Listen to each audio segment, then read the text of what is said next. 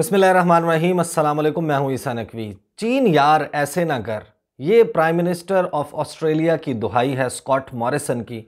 इस वीडियो में मैं आपको बताऊंगा कि किस तरीके से ऑस्ट्रेलिया का सॉफ्टवेयर अपडेट हुआ है और चीन के ख़िलाफ़ डायरेक्टली और पाकिस्तान के ख़िलाफ़ इनडायरेक्टली जो साजिशें हो रही थीं उनको एक बहुत बड़ा धचका पहुंचा है। आलमी मंजरनामे पर बड़ी बड़ी तब्दीलियां हो रही हैं। इस वीडियो में उसके हवाले से मैं आपको बताऊंगा। साल 2020 इस दुनिया की तारीख़ में शायद एक बहुत ही मुनफरिद, मुख्तलिफ और दिलचस्प किस्म का साल है। इसमें जो डेवलपमेंट्स हुई हैं, पूरी जो इंसानी तारीख़ की नोटेड हिस्ट्री है, इतनी डिफरेंट किस्म की तब्दीलियाँ, इतनी एक्टिविटीज़ से भरपूर साल शायद कोई नहीं रहा। कोरोना वायरस का पेंडेमिक से लेकर जंगों के नहज पर पहुंचती हुई बड़ी ताकतें, एक नई कोल्ड वॉर के आगाज़ से लेकर डोनाल्ड ट्रंप की जिस तरीके से शिकस्त हुई, जिस तरीके से तब्दीली हो रही है और आलमी सियासी मंजरनामे में जिस किस्म की तब्दीलियाँ आ रही हैं, मैं बेशतर को अपने चैनल के ऊपर मुख्तलिफ वीलॉग्स में कवर करता रहा हूँ। इस वीडियो में हम स्पेसिफिकली बात करेंगे ऑस्ट्रेलिया के हवाले से। थोड़ा सा मैं आपको बैकड्रॉप और थोड़ा सा आपके सामने एक स्केच क्रिएट कर देता हूँ। इस दुनिया के हवाले से जो बड़ी बड़ी तब्दीलियाँ हो रही हैं वो अब किसी न किसी सूरत अमेरिका में जो सदारती इंतखाबात हुए, डोनाल्ड ट्रंप का जाना और जो बाइडन का आना, उससे भी किसी न किसी तरीके से जुड़ा हुआ है। किस तरीके से जुड़ा हुआ है मैं आपको बताता हूँ। आपने सऊदी अरब के हवाले से, मिडल ईस्ट के हवाले से, इसराइल के हवाले से जो डेवलपमेंट्स हो रही हैं, मैं उनका तज़किरा गुज़श्ता वीडियोज़ में कर चुका हूँ। आपको मालूम होगा जो तब्दीलियाँ हो रही हैं वो भी किसी न किसी तरीके से जो वाइट हाउस में तब्दीली है, जो ओवल ऑफिस का नया मुकीम है, उसकी वजह से हो रही हैं। कौन होगा उनका जो है वो, उनकी नई पॉलिसी किस तरीके की होगी, उस तरीके से पॉलिसीज़ डिवाइस की जा रही हैं। ऑस्ट्रेलिया क्या कर रहा था, क्वाड का मैं मुसलसल तज़किरा करता रहा हूँ। Quad countries America, Japan, Australia और इंडिया, ये चार ममालिक मिलकर चाइना को कंटेन करने के लिए इकोनॉमिकली और मिलिटरीली इसको जो है वो रोकने के लिए, इसकी हदबंदी करने के लिए, नाकाबंदी करने के लिए ये चार चौकीदार इकट्ठे हुए थे।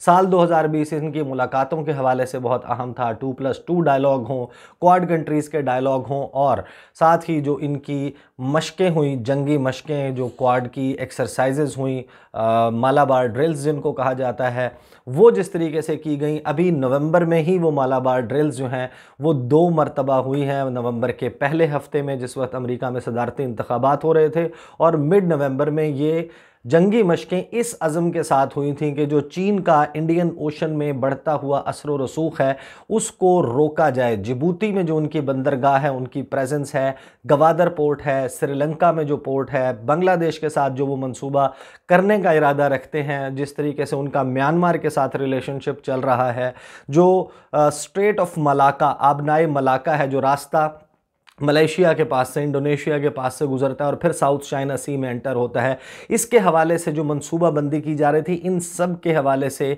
एक नोन थ्रेट जो है वो क्रिएट हो चुका था इन चार ममालिक की तरफ से। और इवन ईरान का जो मंसूबा था कि चीन के साथ, उनके साथ जो मुआहदा तय होने जा रहा था $400 अरब का 25 साला मुआहदा, उसके ऊपर भी इनके एतराज़ात थे। और इंडियन ओशन में चाइना की मूवमेंट को कर्टेल करने के लिए, रोकने के लिए ये क्वाड बनाया गया। और क्वाड जिस तरीके से एक्टिव रहा इस साल, आप सबके इल्म में है, मैं बारहा उसका तज़किरा कर चुका हूँ। यही वो साल है जिस साल ऑस्ट्रेलिया और भारत के दरमियान बेसिक एक्सचेंज एग्रीमेंट साइन हुआ। उस एग्रीमेंट के तहत ये दोनों ममालिक भी एक दूसरे की जो नेवल फैसिलिटीज़ हैं, जो इनकी नेवल पोर्ट्स मौजूद हैं, वहाँ पर एक दूसरे के जहाज़ों की मुरम्मत, एक दूसरे से स्पेयर पार्ट्स का लेना, जहाज़ों की रीफ्यूलिंग, इनकी जो इवन लैंडिंग स्ट्रिप्स हैं, इनके हवाले से भी इनके दरमियान बेसिक एक्सचेंज एग्रीमेंट हुआ। और एग्रीमेंट उस वक्त हुआ एन उस वक्त जिस वक्त लद्दाख में चीन और भारत का तनाज़ा जारी था।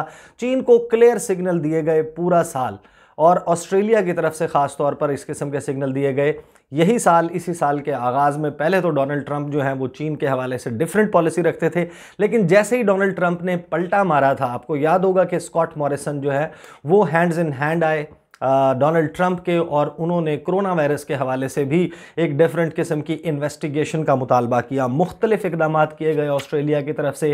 5G नेटवर्क जो है उसमें हुआवे को बैन किया गया ऑस्ट्रेलिया में 2018 में। ऑस्ट्रेलिया में जो चीनी सहाफ़ी हैं उनको वहाँ से निकाला गया। उनके जो स्टूडेंट वीज़ाज़ हैं उनको ख़त्म किया गया और इसके हवाले से बहुत सख्त किस्म के इकदाम किए गए थे। उसके बाद क्या हुआ, 2 से 3 चीज़ें हो रही थी। चीन जो है इसके हवाले से अपनी पॉलिसी लेकर चल रहा था।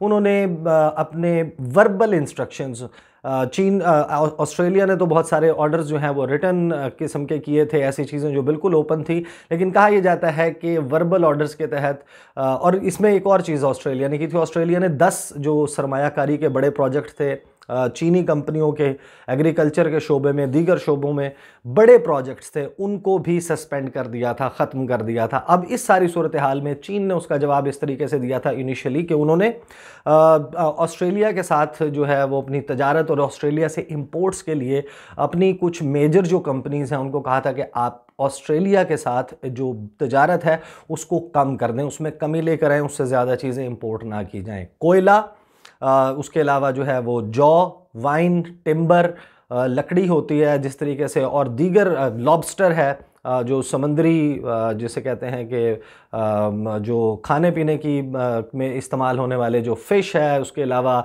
दीगर जो साजो सामान है वो ऑस्ट्रेलिया से उसकी इंपोर्ट कम की गई चीन की तरफ से। $20 अरब का फौरी तौर पर जिसे कहते हैं कि एक झटका ऑस्ट्रेलिया की मईशत को लगा।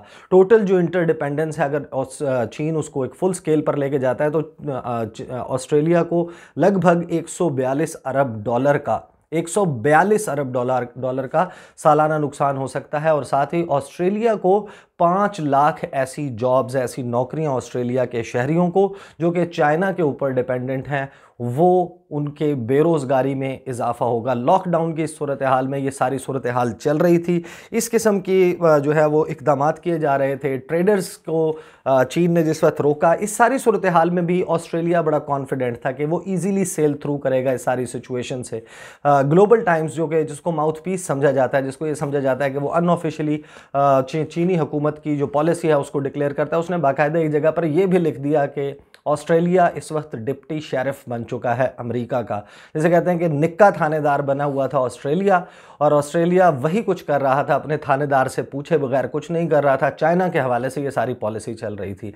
लेकिन जिसको कहते हैं कि do not put all your eggs in one basket, कुछ ऐसी कुव्वतें हैं, आलमी कुव्वतें, जिन्होंने इस सारी सिचुएशन के दौरान, डोनाल्ड ट्रंप वो टोकरी थी जिसमें सारे अंडे डाले हुए थे। यही हाल सऊदी अरब का था, यही हाल ऑस्ट्रेलिया और बहुत सारे दुनिया के ममालिक का था जो बैंक कर रहे थे कि डोनाल्ड ट्रंप जो हैं उनके वहम गुमान में नहीं था कि वो इलेक्शन हार जाएंगे। डोनाल्ड ट्रंप इलेक्शन हार गए।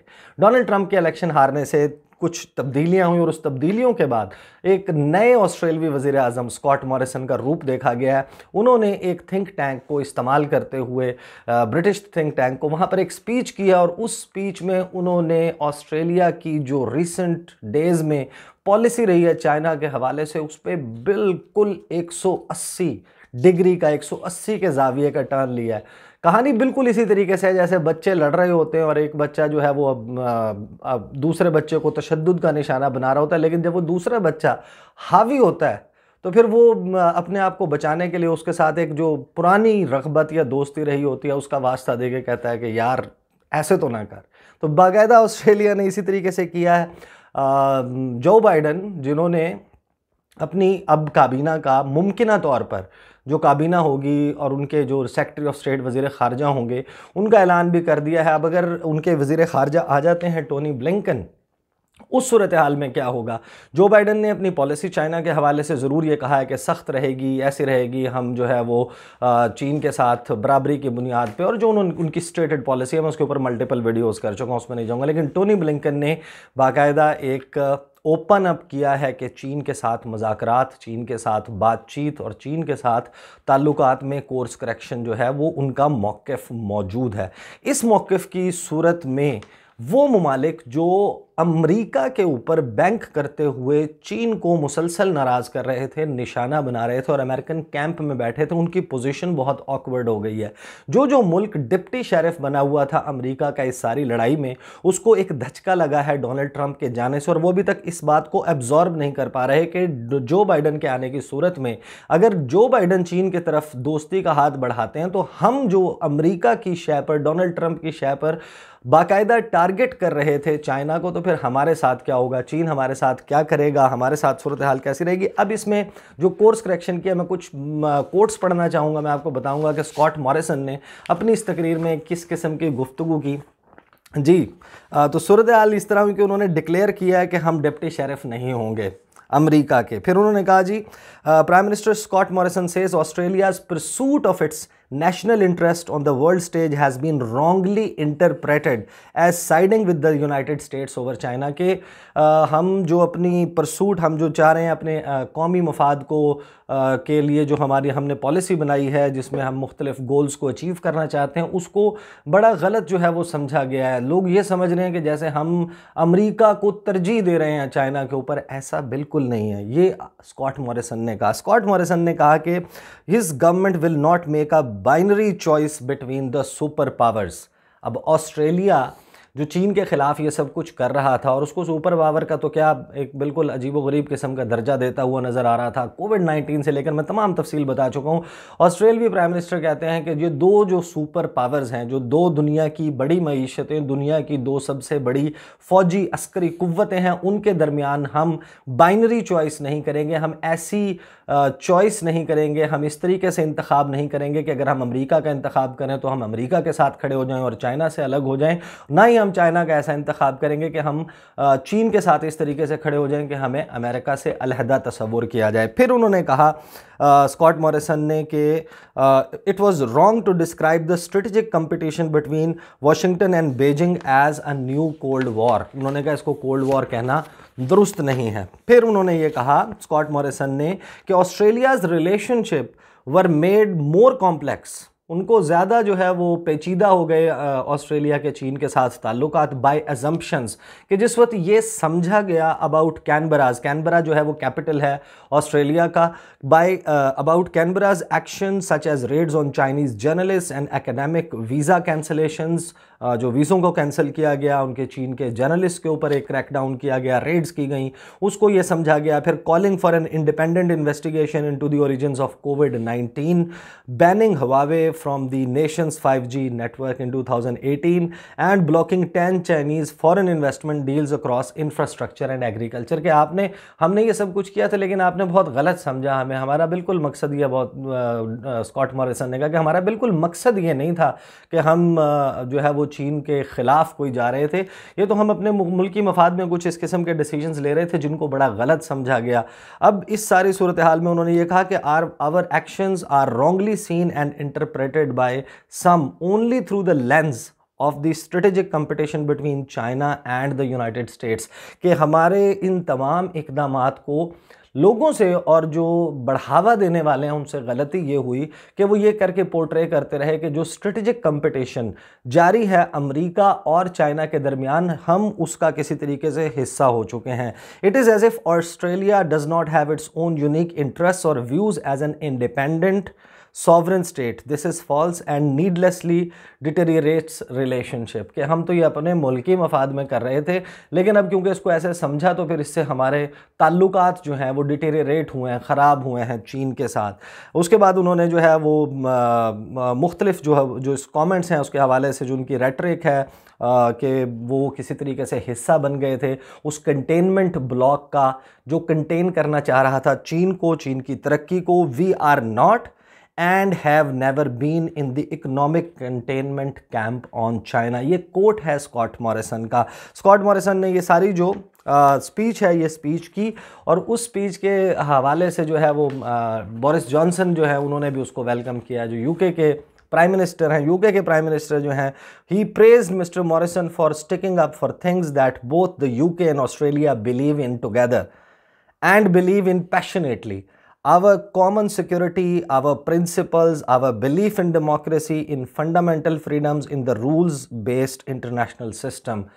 बोरिस जॉनसन भी आ गए मैदान में स्कॉट मॉरिसन की तारीफ़ करने के लिए। ये सारी सूरत हाल चल रही है पाकिस्तान के हवाले से, ईरान के हवाले से, उन तमाम ममालिक के हवाले से जो किसी ना किसी हद तक बीजिंग के नज़दीक समझे जाने लगे थे। साल 2020 में चीन के हवाले से डायरेक्ट पॉलिसीज़, स्टेटमेंट्स, उसका एक अंबार मौजूद है। ऑस्ट्रेलवी मीडिया हो, इंटरनेशनल मीडिया हो, क्वाड कंट्रीज़ की जितनी एक्टिविटीज़ होती रहीं, चाइना फोकस्ड, कर्टेल चाइना, और एक इलेक्शन, डोनाल्ड ट्रंप का हारना, अमेरिका में एक सियासी तब्दीली, वाइट हाउस में, ओवल ऑफिस में नए मुकीम के आने ने ये सब कुछ तहस नहस तहो बाला कर दिया है।